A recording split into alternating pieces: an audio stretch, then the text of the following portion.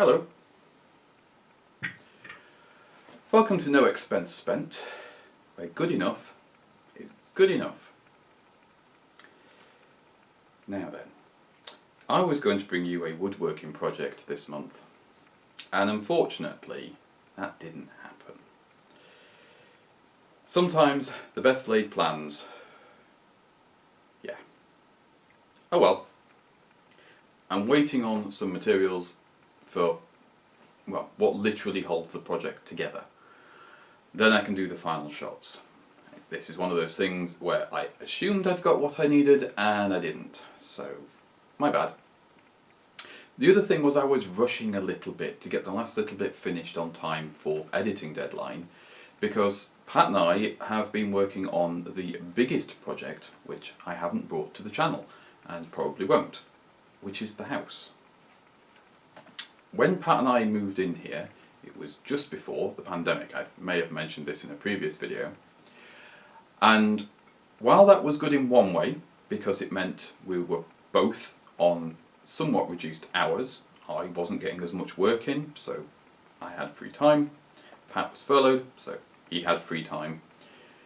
So that gave us the opportunity to do more on the house than if we were full-time.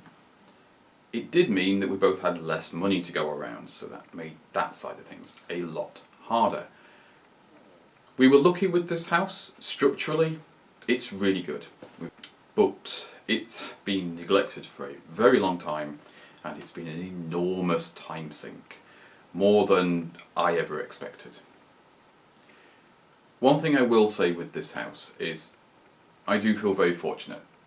I had resigned myself to the belief that I was going to be renting for the rest of my life and moving every few years as landlords decided to either put up the rent or change their mind or my life situation changed, and I thought that was going to be my lot. And yeah, Pat and I, through, well, good luck more than anything else, certainly not hard work, landed on our feet. And we have a lovely house we can call our own. Now I say not because of hard work, that's not because Pat and I are lazy, far from it, as you will probably all understand from the amount of stuff I do. Pat's just as bad.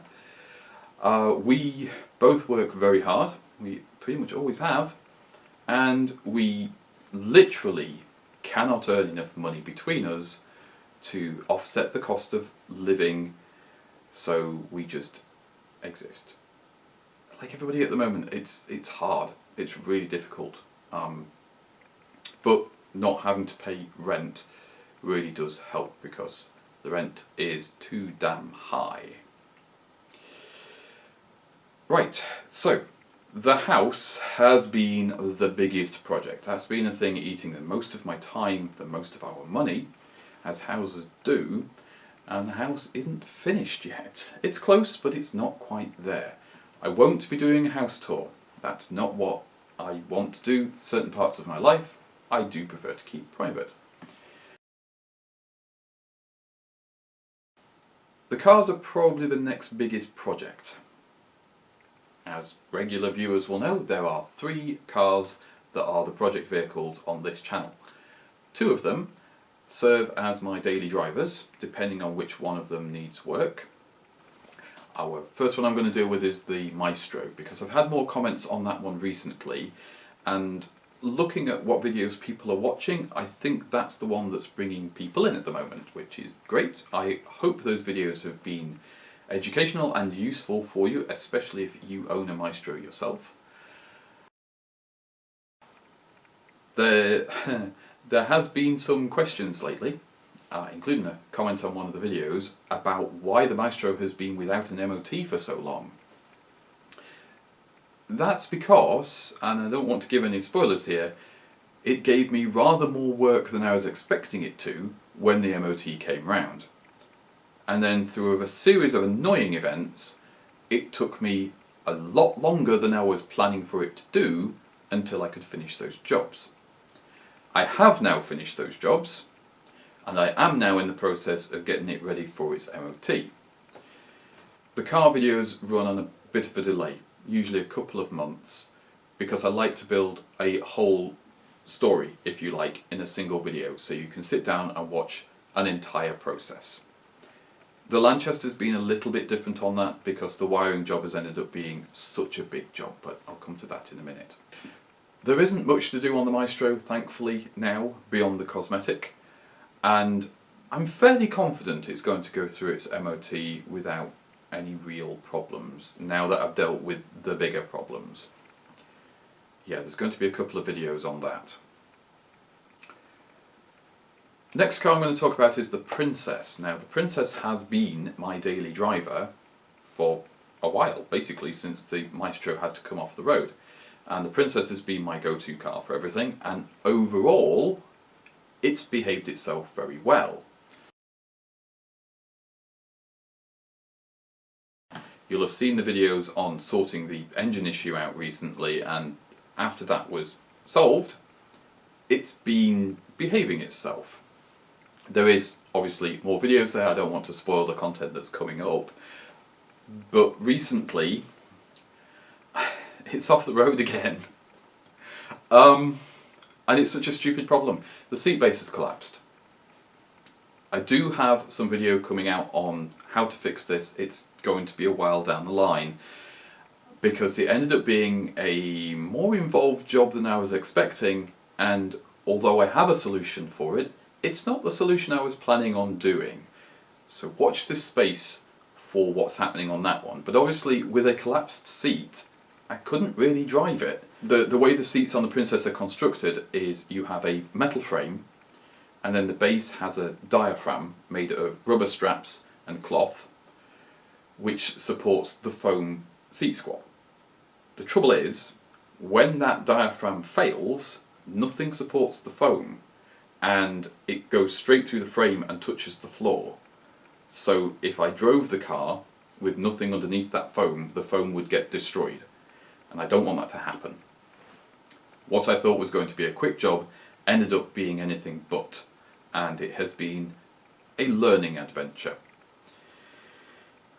The other problem with the Princess, and the reason why I switched my attention to the Maestro, is I found some rust in one of the sills when I was doing my pre-MOT checks, which I had initially thought was just some dirt, because, well, the car had been dirty and it looked like some dirt on the sills, but no, it's some rust, so I have to do a whole sill to deal with that, because what looked like a tiny little bit of rust isn't.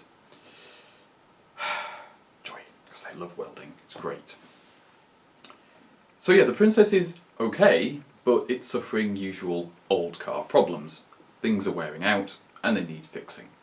That's just how it is with older cars. That brings us round to the Lanchester.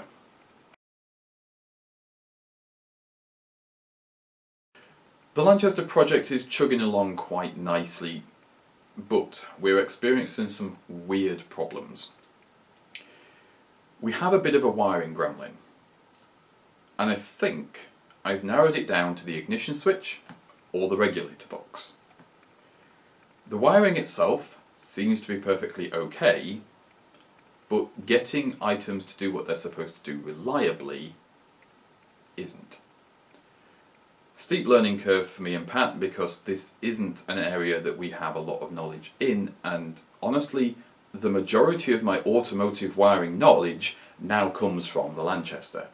So it's a very slow process getting through this. The rest of the car doesn't really need much to sort it out. I've got a lot of things lined up, but unfortunately, until I get through the wiring issues, I can't really move on with the rest of it. So our goal of getting that car on the road by August of this year is incredibly unlikely. It's just the way projects go. You have to remember, this car's been off the road since 1984.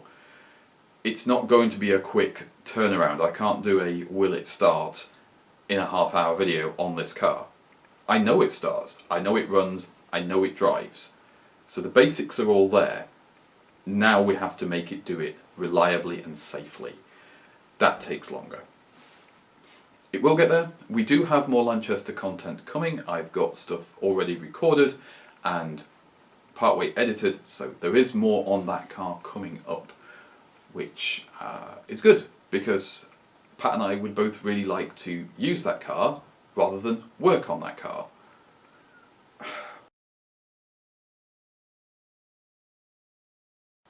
Right, yes.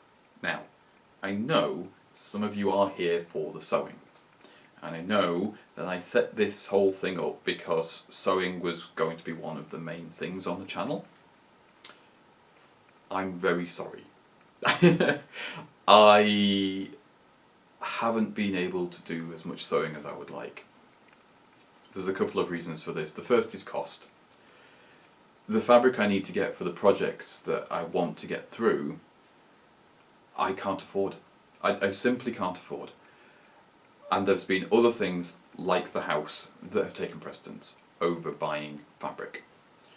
So unfortunately the sewing stuff has taken a little bit of a back seat. The other problem with the sewing stuff is the weather. It's very, very hot sometimes at the moment with it being summer. And when I'm doing the sewing, because of the way that you have to do everything, you need to be kept cool. And if I'm kept cool, I've got fans and the air conditioner and whatnot running, and that's not a good recording experience. I've tried recording what I'm doing and then doing a voiceover afterwards. I can't make it work. I need more practice. So at the moment, the sewing is sort of on hold. I do still have projects like the red coat which are going to be done. It's just going to take me time. Honestly, the sewing projects, for the amount of time invested in them, I know it helps some people out there. I've had some really, really lovely comments from people about the usefulness of the videos, about the garments themselves and techniques and that sort of thing. I'm not a professional, but it's nice to hear that the videos have been helpful to people. At the moment, it's an awkward one for me to do. I will come back to it. I will. I do have things that I want to do. I bought some patterns that I would quite like to do, but until my situation just calms down a bit, I have a little bit more disposable cash and a little bit cooler weather, the sewing's just going to have to wait a little bit. But thank you for being patient if that's what you're here for. There will be more coming, I promise.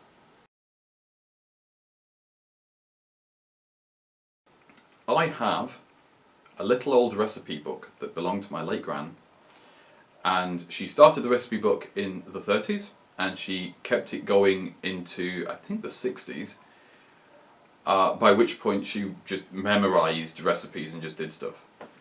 The fun thing about this little recipe book is my gran only wrote down the things she thought she might forget. So quite a few of the recipes have no cooking time, no cooking temperature, no instructions on what the thing you're making is supposed to look like. So that's kind of fun. What I want to do is a short series on this little book, going through all the recipes and finding out what it all is. The big reason I haven't is the kitchen, which is horrible. Well, it's less horrible now, but it has been horrible since we moved in, and I have not wanted to do any sort of recording in there. It's been functional and clean, it's just not been very nice. And kitchens, it turns out, are expensive and difficult to sort out. What a lesson that's been.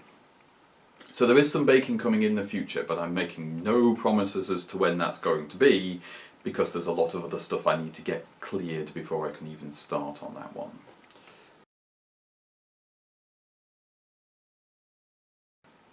I've done a couple of miniatures videos now, and I was pleasantly surprised with the response to them. It's been quite a challenge figuring out how to record it, because looking at the way other creators set up their miniature recording gear, I can't do that with the kind of camera I've got, and I don't have all of the relevant supports to put the camera where I'd like it. So I've had to be fudging it a little bit at the moment to try and get that there, and also figure out what my recording and presentation style for the miniatures is. People do seem to be enjoying that content, which I'm very happy about, because I've been really enjoying getting back into miniature painting. And that brings me on to the pile of shame thing that's been doing the rounds. I came into a lot of the craft stuff from the sort of soft crafts, if you like, the things where you use fabric and yarn and that sort of thing. And the pile of shame is not a new concept to me. I am aware of the pile of shame and what it is and how it happens. And it's all the projects you get very excited about and start, and for one reason or another, never finish. Because one of the worst things when you're creative is you get distracted. Or something comes up where someone's like, oh, I'm just getting rid of this. And you go, well, I can't see that go in the bin. And you take it, because you're going to finish it one day and it could be useful. We're our own worst enemy. So, yes, I have a little bit of a pile of shame. But I'm not ashamed of it, because I know I'm going to get through it. And I proved that to myself recently when I managed to complete my Eldar army. I've been collecting Games Workshop Eldar, or Eldari as they call it now, for the better part of 20 years. And over that time, my army has grown in size, it's gone through a couple of different paint schemes, and finally I settled on a paint scheme I liked. I had a system in place to get me through everything, and I finally did it. Let me show you. This cabinet, which lives behind my computer, houses my finished stuff. There's a couple of unfinished items, like these bits of scenery here. Oh, that wave serpent, which is part of my Eldar army. I'll come to that in a minute. But most of what's in here is finished. So we have the smaller car stuff, which is mostly Matchbox. There's things down there like the Merman, a model I need to fix. A couple of items here that need to be finished, but they're out of sight, so that's just where I keep those. I've got my Skitari, which are all done. These are great models, I really like these. And there's the Nurgle stuff. These were a big departure for me. I don't normally paint in this kind of style. So that was quite fun. I've started, finally, my Harlequin army, which are primarily first edition Harlequins. I've been trying to collect all of them. I think I have them all now. I've got some of the new stuff as well. And then up here is all of my Eldar. Now, if you're not into tabletop wargaming, none of this will mean anything to you. But yeah, this is a lot of work, all of this lot. There's a couple of very old Guardians up in this corner here. A couple of old Guardians up in this corner here. They're not a full squad. I'm trying to find some more of those so I can paint one of those squads. But then there's all the Aspect Warriors and the old Avatar up there. At some point, I might go into a bit more detail on these. And right up at the top, we've got some monsters. And I've got this kit, which I don't have anywhere else to put at the moment, which I just need to find the time to do. So that's kind of a prime example of the pile of shame issue, is that army is finished, but there's still some outstanding items.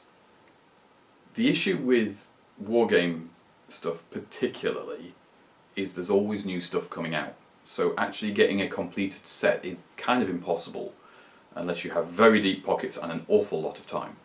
And it's the only thing you do. So it'll never be fully finished.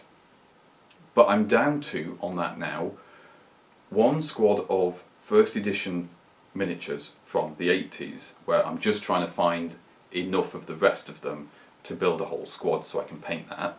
So we can ignore that one because that's an incomplete item. One vehicle, which is finished enough to put on the gaming table, but needs the final shading and detailing. Also, that one is to replace another one I painted earlier, which I'm not as keen on, and I'll be moving on. So the logic we're using there is because it's replacing another model that's already painted, it doesn't count. And the only other thing I have is this one,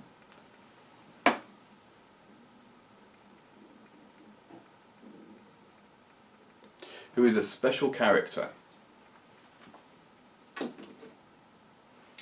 And because he's a special character and has his own special rules and comes from a different faction to what my army is, even though he's the same race, he also doesn't count. That's the logic I'm using, and that's the logic I'm sticking to, and that's why my Eldar army is finished and not part of the pile of shame.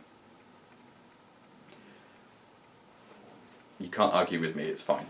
But that's the thing. Set your goals and make them realistic with any unfinished projects.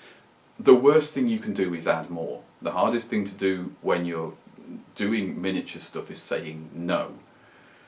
There have been a couple of occasions where I really should have said no, but because of what was offered, I kind of couldn't. I've got some very old Eldar miniatures. They're first edition stuff, and they're not particularly valuable, but they're hard to find. And since I'm trying to build up first and second edition models, many of which are the old metal ones, if somebody offers me something that I don't already have, especially if they just want to give it to me, well, I'd be daft not to say yes then, wouldn't I? It kind of has to join the pile. If it's something I'm looking for and it's not costing anything, well, yeah, that goes on the pile. But I have been very good. Over the course of the pandemic, I've actually made a genuine effort, and YouTube has helped with this, to stop taking more on and actually finish projects.